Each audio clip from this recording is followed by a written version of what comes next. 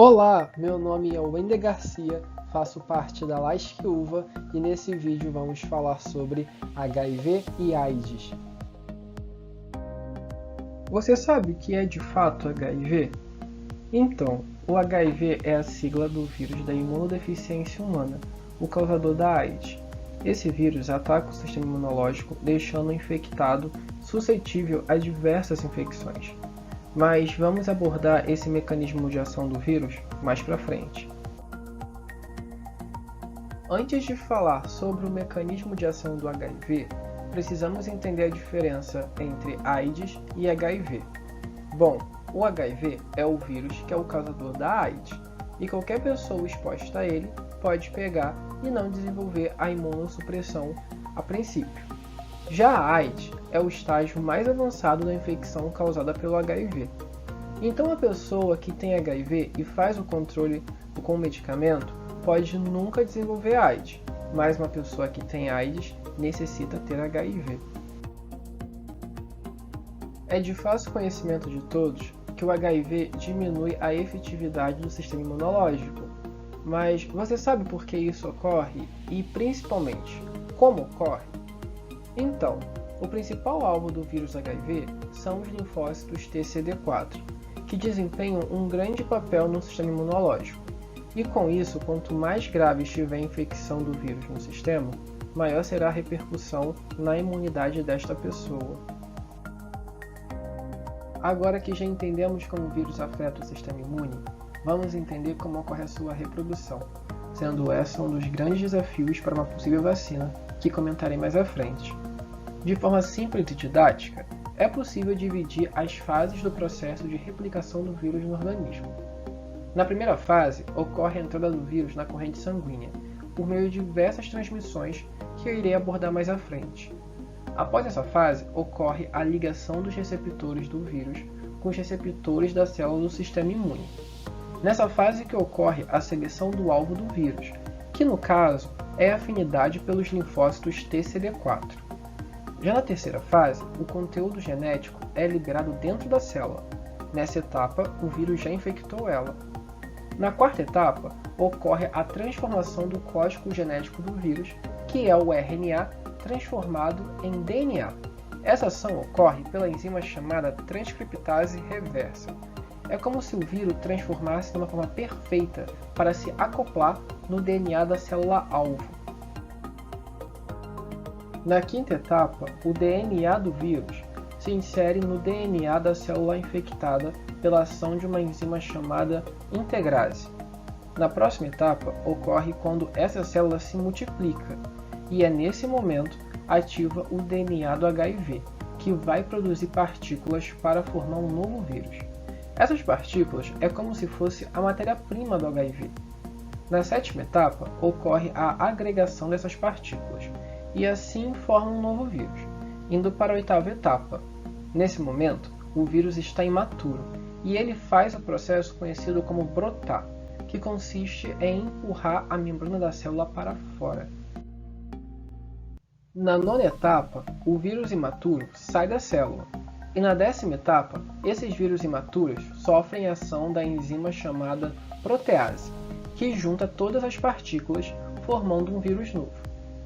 Esse todo processo de replicação do HIV pode ser resumido em uma única imagem, que no caso é essa.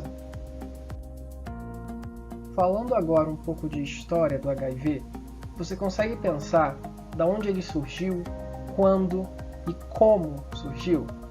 Então, para eu poder te responder essa pergunta, vamos precisar voltar no tempo e colher algumas pistas e aí sim ter uma ideia de onde ele surgiu.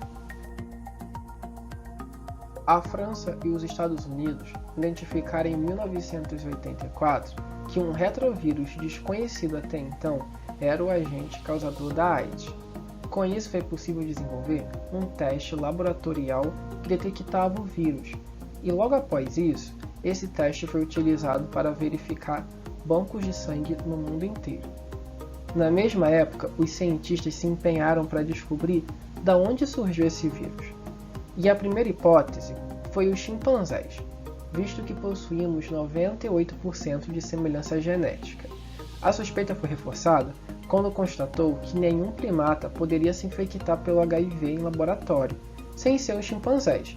Com isso, os cientistas começaram uma pesquisa para verificar a presença do vírus em tecidos congelados em laboratórios bem antes de 1980.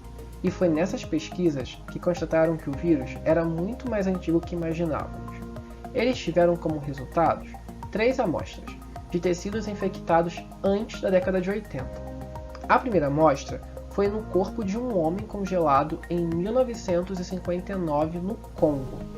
E ainda no Congo, um tecido congelado em 1960 retirado do gânglio de uma mulher. Identificaram ainda o vírus em uma amostra de sangue congelada colhida em 1976 de um marinheiro norueguês que viajava diversas vezes da África e a Europa. Os estudos revelaram também que um vírus muito semelhante ao HIV infectava os chimpanzés havia vários anos. E com essas informações, concluíram possivelmente que foi na caça, na manipulação ou na ingestão das carnes desses animais que os seres humanos teriam adquirido esse vírus, e que no interior do corpo humano sofreu mutação, transformando no HIV que conhecemos hoje em dia. Agora, voltando à linha cronológica do HIV, diversos acontecimentos ocorreram desde sua descoberta. Em 1977, ocorreu o registro dos primeiros casos de HIV no mundo. Já em 1980, foi comprovado o primeiro caso de HIV no Brasil. Em 81, começou-se a associação do vírus aos gays. E em 1983, foi comprovado e testado o primeiro teste de detecção ao HIV. Em 85, foi decidida a sigla HIV para esse vírus. Como relatado anteriormente, essas são algumas das capas dos jornais da época que vinculavam o HIV à população gay. Essa simulação ocorre até os dias atuais, mesmo com dados epidemiológicos contradizendo tal ato. Em 1987, o primeiro medicamento comprovado que diminuía a carga viral, o AZT. Já em 1991, o Ministério da Saúde iniciou a distribuição gratuita dos antirretrovirais. Em 95, começou o esquema de tratamento conhecido como coquetel. Já em 2010, foi comprovado a primeira cura funcional. E desde 2013 para cá, grandes avanços vêm ocorrendo no meio do tratamento e da prevenção ao HIV. Falando um pouco sobre transmissão, ocorrem diversos mitos sobre as formas de contágio ao vírus. E aqui eu listei algumas formas que você pode adquirir e que você não pode adquirir. Por exemplo, beijos, abraços, apertos de mão, compartilhamentos de copos e talheres, tossir, espirrar, roupas e doação de sangue não vai fazer você adquirir HIV. Porém, contatos por via sexual, sanguínea e vertical, aí sim é possível a transmissão ao HIV. Falando sobre aspectos clínicos, é possível dividir em fases do momento da exposição ao HIV até evoluir para a AIDS. Do momento da exposição até a 4ª semana, ocorre a fase da infecção aguda, que é quando a pessoa apresenta febre, suor, dor de cabeça, cansaço, entre diversos outros sinais e sintomas. Já entre a 4ª e a 12ª semana, ocorre a fase assintomática, que é quando a pessoa não apresenta sinais e sintomas nenhum. Da 8º ao 10º ano, ocorre a fase da AIDS. Lembrando que essas fases são mudáveis, então a pessoa pode não apresentar a fase assintomática ou então a fase da infecção aguda e ir direto para a AIDS, ou então ficando em uma dessas fases por um período maior ou menor de tempo.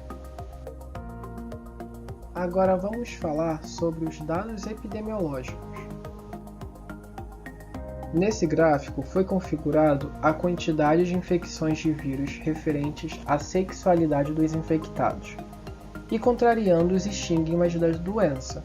Os heterossexuais se infectaram mais que os homossexuais, mesmo quando somados homossexuais junto com os bissexuais. Atualmente, mais de 37 milhões de pessoas vivem com HIV no mundo. Diagnósticos.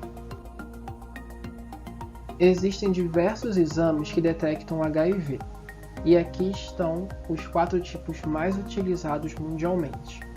O primeiro é o teste rápido, muito utilizado em campanhas desenvolvidas pelo SUS em eventos, e também comercializado em farmácias atualmente.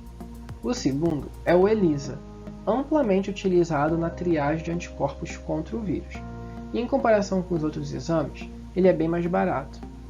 Porém, para dar positivo, a pessoa precisa ter no mínimo 20 dias da exposição.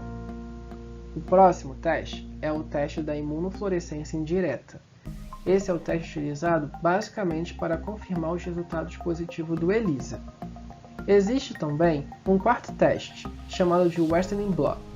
Esse é o exame considerado padrão ouro para a confirmação do vírus. Ele tem uma alta especificidade e sensibilidade, porém o seu alto custo é muito elevado. Existem diversos medicamentos que têm por objetivo diminuir a mortalidade e morbidade das pessoas portadoras do HIV. A finalidade do tratamento não é erradicar o vírus, mas sim melhorar a qualidade de vida.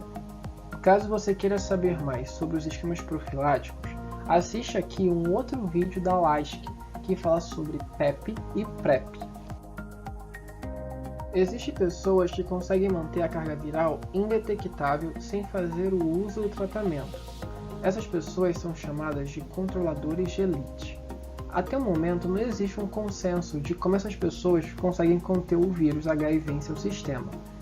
Como o mais seguro é fazer o uso do tratamento, essas pessoas podem nunca saber que são controladores de elite. E qual é o próximo passo da ciência para poder combater o HIV?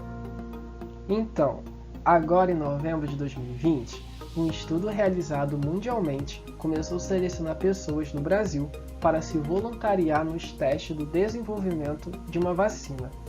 Essa é a primeira vacina que contém em sua formulação materiais genéticos de todos os tipos de HIV no mundo. Com isso, ela promete proteger as pessoas de qualquer tipo de HIV. Ela utiliza proteínas de diversos subtipos do vírus e são reagrupados, colocadas em vírus inofensivos aos seres humanos. Esse regrupamento dos genes diversos foi o que deu origem ao nome do estudo, chamado de mosaico. Para mais conteúdos como esse, acesse as redes sociais da LASK. Essas foram as referências que eu usei e caso tenha alguma dúvida, comenta aqui embaixo ou então deixe uma sugestão para os próximos vídeos.